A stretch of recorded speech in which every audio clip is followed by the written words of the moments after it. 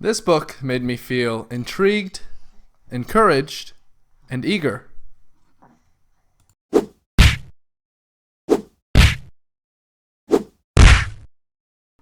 The Power of Habit by Charles Duhigg spent over 60 weeks on the New York Times bestseller list. It was an NPR bestseller, a Washington Post bestseller, a Los Angeles Times bestseller, a USA Today bestseller, a Publisher's Weekly bestseller, and named one of the best books of the year by the Wall Street Journal and the Financial Times. So, what are 3 things we can use? Number 1, the process of a habit. A habit is defined by Charles Duhigg as something that starts with a cue, which leads to a routine, which upon completion activates a reward. It is not a habit unless this entire process is achieved. It works for good habits. Cue, wake up. Routine, work out. Reward, feel healthy. And bad habits.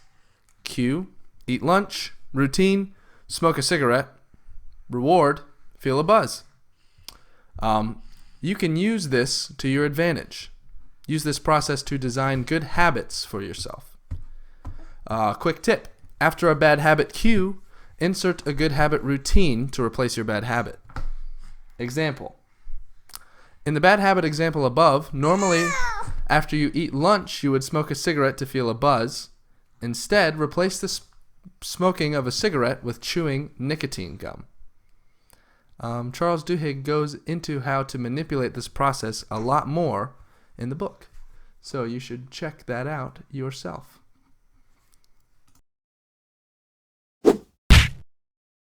Number 2, Keystone Habits. Keystone Habits are habits that change your life. Implementing a Keystone Habit will domino through your other habits and change you for the better. Examples of some Keystone Habits for you to get the idea. Exercise.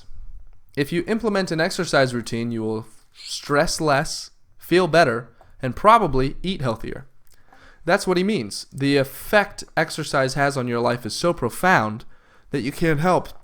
Sorry, those crackers. You can't help but implement other good habits. Another example, small wins. There's a psychology aspect to this. Start with a small win and get a little dopamine bump, nudging you to get more things done.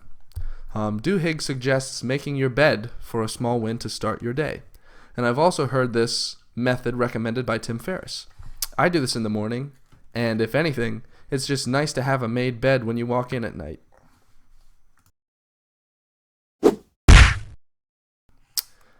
Number 3, willpower. This all starts with that darn marshmallow test. I've heard this marshmallow test, conducted in the 60s, mentioned at least 5 times this week. It was a test of delayed gratification, and it went like this. They would sit a young child between 4 and 6 years old at a table and place a marshmallow on the table. The scientists would then tell the child that if they waited 15 minutes without eating the marshmallow, they would get to eat 2 marshmallows. When they started the experiment, some kids would cover their eyes with their hands or turn around so that they couldn't see the tray. Others started kicking the desk, they'd tug on their pigtails, or they would stroke the marshmallow as if it were a tiny stuffed animal and rub it all up close to their face, while others would just eat it as soon as the researchers left. In follow-up studies, the researchers found that children who were able to wait the 15 minutes for the better reward tended to have better life outcomes, as measured by SAT scores, educational attainment, body mass index, and other life measures. This test is often cited to describe the benefits of willpower, as the kids who were able to will themselves to shun the instant gratification in place of the delayed gratification ended up having better life outcomes. So use your willpower to push through and strengthen the first phases of your habit creation. Thank you for watching our video. If you would like to buy it yourself, there are plenty of links in the description for you. But otherwise, watch out for next week's video. Thank you for watching, and we will see you next week. Oh, and I forgot Maddie's new trick. Maddie. Hi. Bye. Bye.